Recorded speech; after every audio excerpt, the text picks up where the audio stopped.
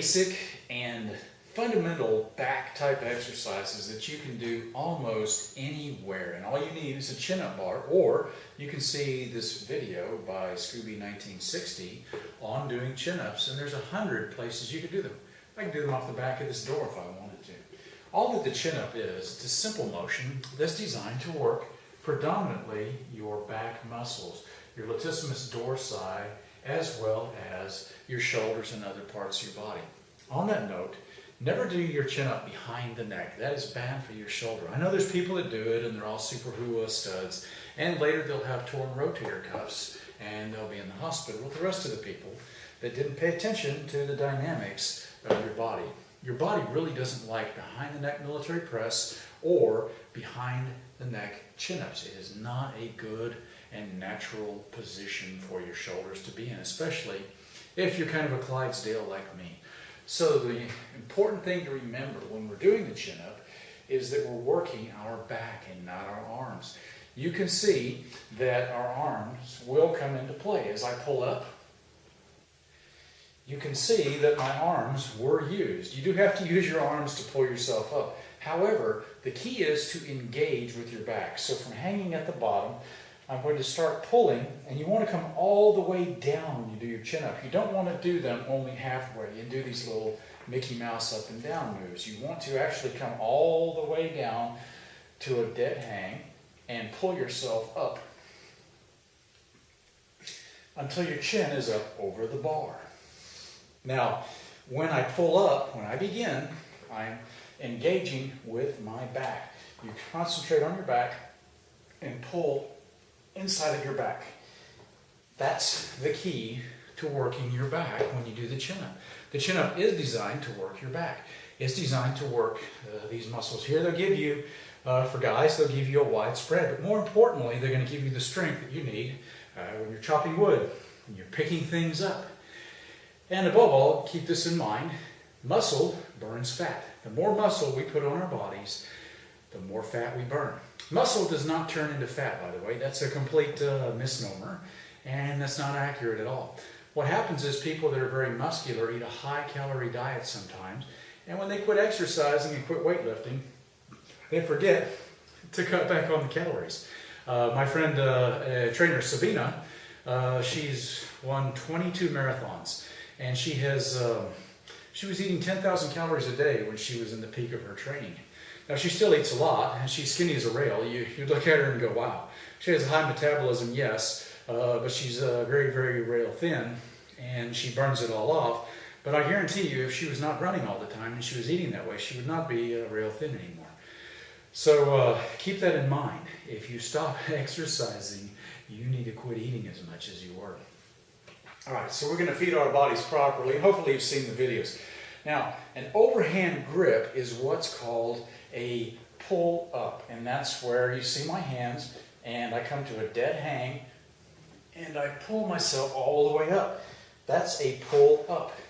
When we put our hands underhanded, that is called a chin-up. And so here, I will come to a dead hang, and I will chin myself up.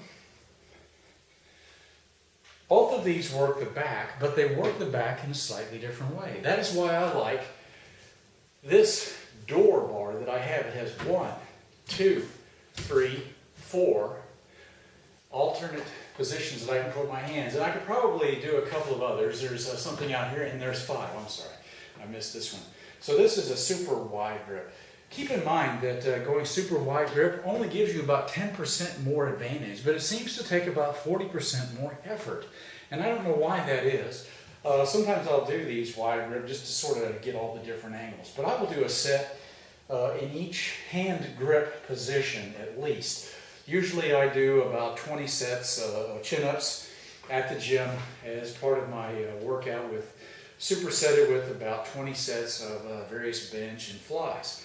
And I do some rows as well, but the chin-up and the pull-up are tremendous exercises, and I have never taken them out of my exercise routine, even when I've been in the best equipped gyms in the world. So, from a wide grip, that's an example of a pull-up. I like this door, Jim, because you can change your hand positions. keep in mind one thing. Whenever you're doing any exercise, if you're feeling an unnatural strain in your wrists or your elbows or your joints, change your hand position, because that means you're pulling a tendon or tearing it. Now you may say, you know what, I can't do a pull-up. I can't do a chin-up. That's okay. I'll start with you right where you are.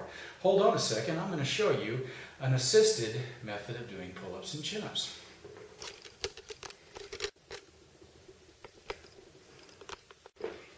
Okay, now we're going to do assisted pull-ups and assisted chin-ups. Grab yourself a chair, and we're not going to be sitting down though. I want you to come up to the chair, and I want you to stand on the chair. And actually, you want the chair to be back just a little bit behind. So if this is my doorway, I've got the chair back about a foot behind the doorway. And I'm going to step up on the chair, and I'm going to grab the bar underhanded grip, because that's the easiest way to chin. And I'm going to come up like so, put my chin above the bar, and I'm going to step off the chin, or off the chair. And I'm going to lower myself. That's all I'm going to do. I'm going to keep my hands on the bar, and I'm going to step back up on the chair. I'm going to come up to here with my chin already in place, and take my feet off, and lower myself. Keeping my hands on the bar, step up again. I'm going to do this 10 times. An alternate to that, instead of stepping off with both feet, is to step off with one foot at a time. And lower myself in a controlled fashion. By lowering in a controlled fashion, you're working what's called the negatives. And this is going to give you the strength and the control to begin doing chin-ups later on. Let's look at that one more time.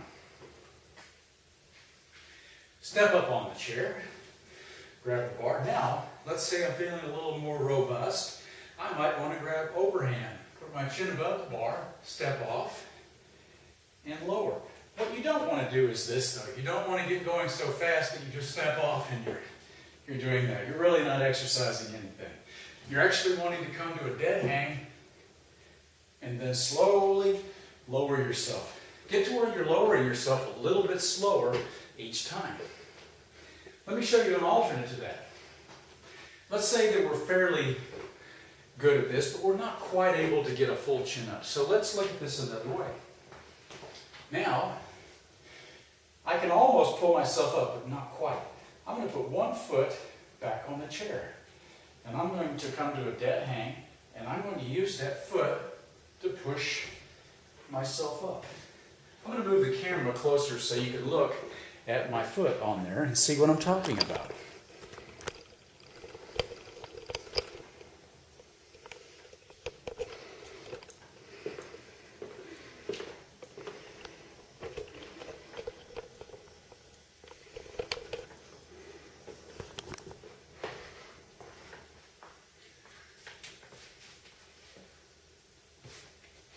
I've got my foot back on the chair. I'm pushing up just slightly with the top of my toe. Alternately, I could put both feet on there and push up. And this is also bearing part of my lower body weight when I do so. There are ways that you can assist yourself up. Remember that when you're doing this, sometimes these are called cheats. And a cheat is okay, but you have to keep in mind that you don't want to injure yourself as you're doing your cheats. That is, you don't want to say, well, you know what, I can cheat myself up there, and so therefore I'm going to put a 45-pound weight around my waist. That may not be a good idea. You may injure yourself in another way. So that's essentially it in a nutshell, folks. Hey, this has been the Maine Prepper, and that's how to do pull-ups and chin-ups. Thank you. Well, here I am laying around again. Today we're going to talk about the push-up. We've talked about the chin-up earlier. Now we're going to talk about the push-up. And we're going to superset our push-up with our chin-up or pull-up.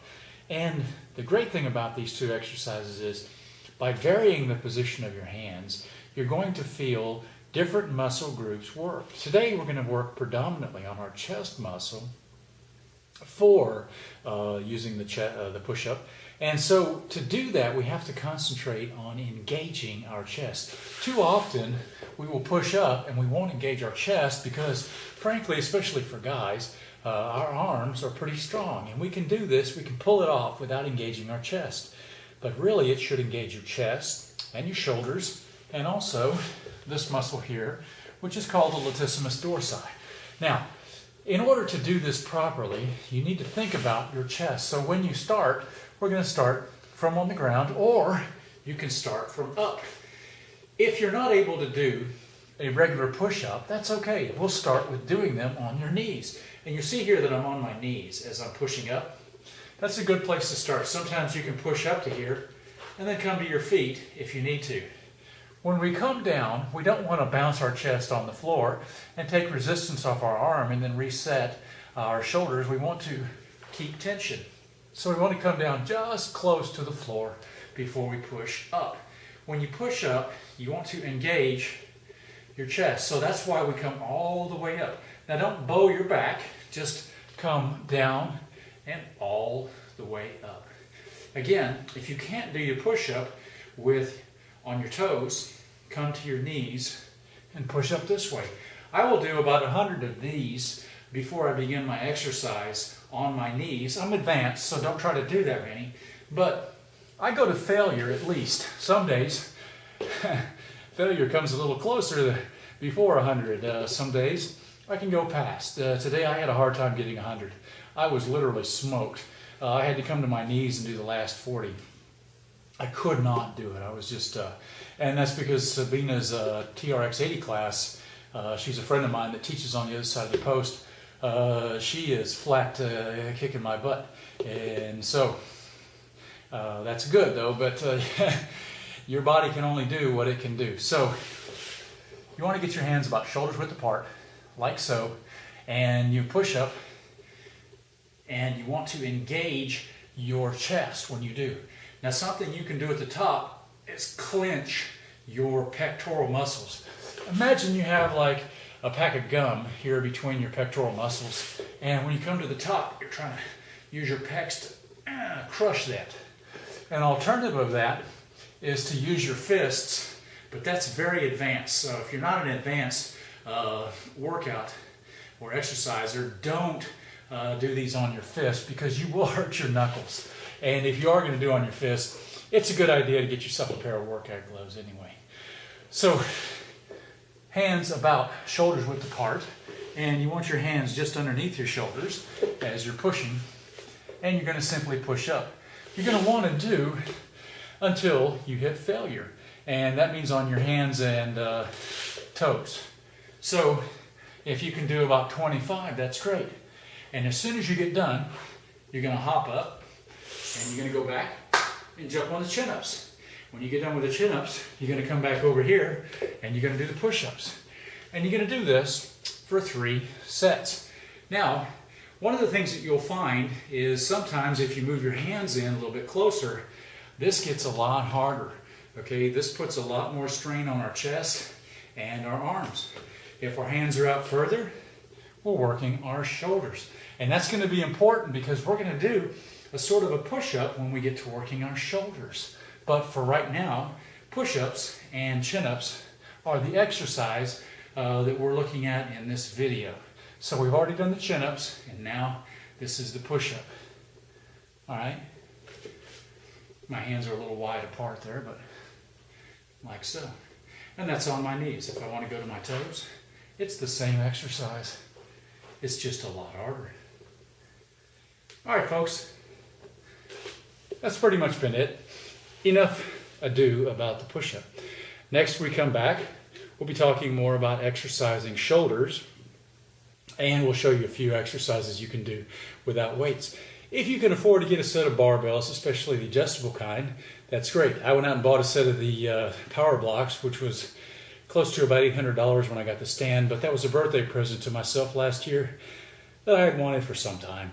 And they get a lot of use from me, and they will get even more use when I get to Maine, and I don't have a gym nearby. All right, folks, this has been the Maine Prepper. Thanks for tuning in. I'll see you soon.